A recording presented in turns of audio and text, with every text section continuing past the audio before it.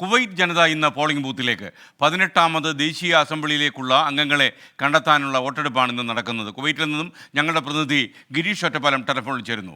Good morning Girish, പറയൂ വിശദാംശങ്ങൾ. SKN കുവൈറ്റിൽ 18ാമത് ദേശീയ അസംബ്ലിയിലേക്കുള്ള അംഗങ്ങളെ കണ്ടെത്തുന്നതിന് വേണ്ടിയുള്ള വോട്ടെടുപ്പാണ് ഇന്ന് നടക്കുന്നത്. റമദാൻ മാസമായതിനാൽ പ്രാദേശിക സമയം ഉച്ചയ്ക്ക് 12 മണിക്ക് വോട്ടെടുപ്പ് ആരംഭിച്ച് രാത്രി 12 മണിക്ക് വോട്ടെടുപ്പ് അവസാനിക്കുന്ന രീതിയിലാണ് വോട്ടെടുപ്പ് സമയം ക്രമീകരിച്ചിരിക്കുന്നത്. തെരഞ്ഞെടുപ്പ് നടപടി പൂർത്തിയായ ഉടൻ വോട്ടെണ്ണലും ഫലപ്രഖ്യാപനവും നടക്കും. 5 പാർലമെന്റ് മണ്ഡലങ്ങളിൽ നിന്നായി 50 അംഗങ്ങളെയാണ് തെരഞ്ഞെടുക്കുക. ഓരോ മണ്ഡലങ്ങളിൽ നിന്നും കൂടുതൽ വോട്ട് ലഭിക്കുന്ന 10 പേരെ തെരഞ്ഞെടുക്കും.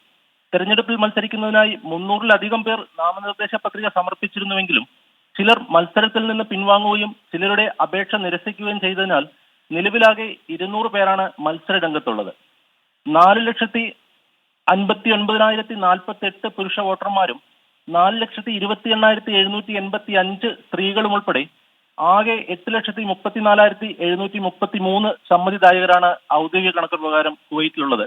പാർലമെന്റ് തെരഞ്ഞെടുപ്പ് കണക്കിലെടുത്ത് അതേസമയം കുവൈത്തിൽ നിന്ന് പൊതു അവധിയും പ്രഖ്യാപിച്ചിട്ടുണ്ട്.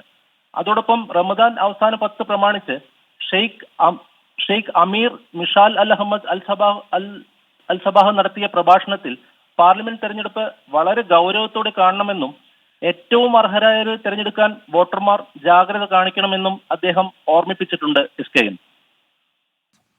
Thank you Girish Ottapalam. കുവൈറ്റിൽ നിന്ന് തെരഞ്ഞെടുപ്പാണ്, അതിൻ്റെ വിവരങ്ങളാണ് ഗിരീഷ് ഒറ്റപ്പാലം ഞങ്ങളുടെ പ്രതിനിധി ടെലിഫോണിൽ നൽകിയത്.